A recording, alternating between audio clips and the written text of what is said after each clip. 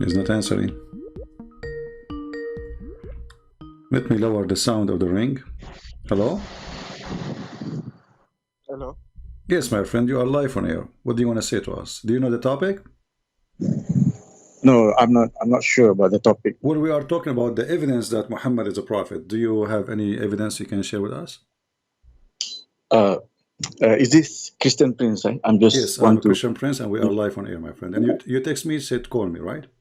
And you are a Muslim. Yes, All yes. right. Go ahead. Uh, Actually, I would like to say to you that I'm very thankful to you because I've been listening to you for almost 3 months now, Okay. and I'm pretty sure whatever evidence because I've already checked with my ustads and everything. You are telling the truth. Wonderful. You are So telling, what do you but think now? What you will do as long as you are saying I'm telling the truth? uh, in my heart, I've already um, because I've also checked the Bible and read some few and cross reference with your proof evidence that you show, and I'm convinced that it is true. But as you know that it is not safe for me to say uh, for me to say publicly. Well, you are live on air, so if there's something you don't want to say, then stop. You can hang up because now you are But live on then, air. You know that, right? yeah. Yeah. But So I request you for one question, if you don't mind me to ask you go ahead. a question.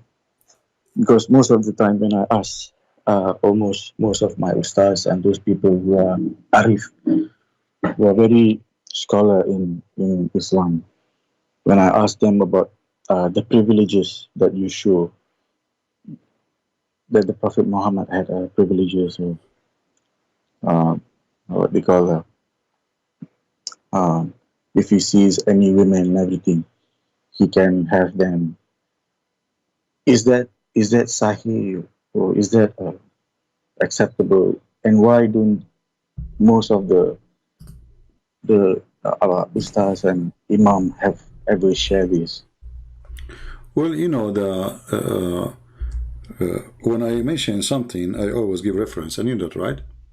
Yes, Okay. So how they can say this is not true if I am using their own Islamic books and their own scholars? As an example, if you open Al-Qurtubi, you can take reference. yes, Al-Qurtubi, volume number 14, page number 212. okay, Al-Qurtubi, Tafsir Al-Qurtubi. Al-Qurtubi is one of the highest scholars for the Muslims. This is not Christian yes, Prince. This is not Christian Prince saying that. And the one who speak there is Ibn al-Arabi, I think. So, and very number 14, page number 212. And by the way, this can be found in all kind of Islamic library. Like here, I just searched for it. This is Shia library, but this is not a Shia book. This is a Sunni book, just to let you know. So if they say to you, this is, you can find the Qurtubi in the website of the Islamic government of Saudi Arabia. So if we translate here, the reference is going to say, I click translate to English, is going to say right away, interpretation of Al-Qurtubi, page number 14, volume number 14, page number 212. It says here, if his sight fall into a woman, her husband yes. must divorce her. So how they can say it's not true, and why the Muslim scholars of Islam they are saying such a thing if it's not true, and how the Muslims even they publish it in their Islamic government websites, and how they consider Al-Qurtubi a scholar if he is lying, and not is not even Al-Qurtubi saying that. Al-Qurtubi is he is telling what the scholars they say about the privilege of Muhammad.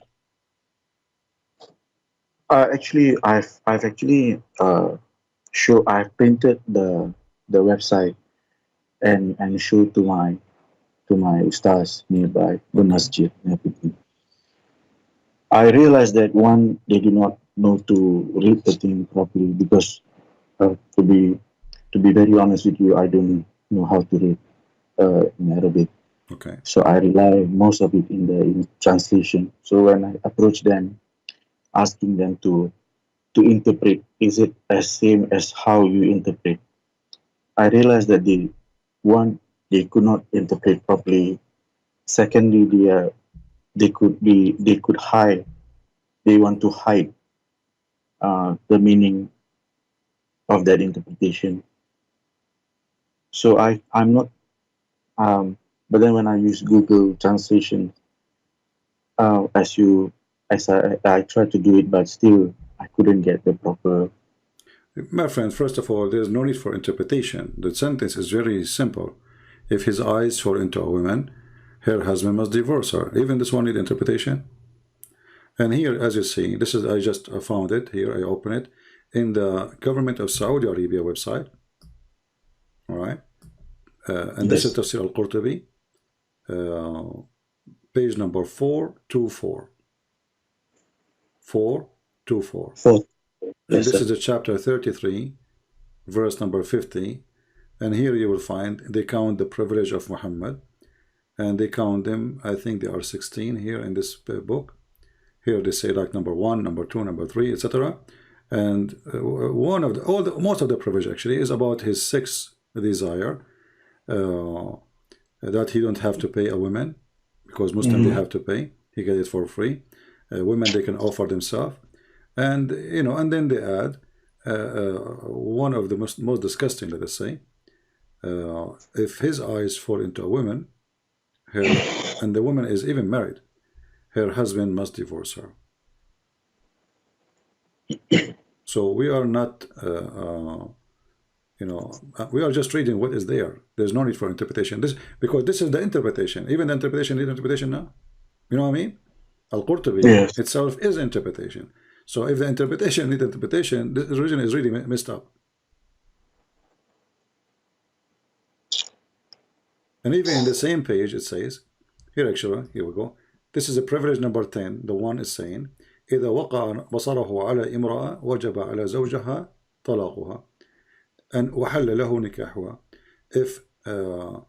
If his eyes fell into a woman, or his sight fell into a woman, which means he like her, it's a must for a husband to divorce her so the Prophet can F her. All right, and this is a privilege number 10. And if we use Google Translation, we can do it right now. And this is again the official government website of Saudi Arabia.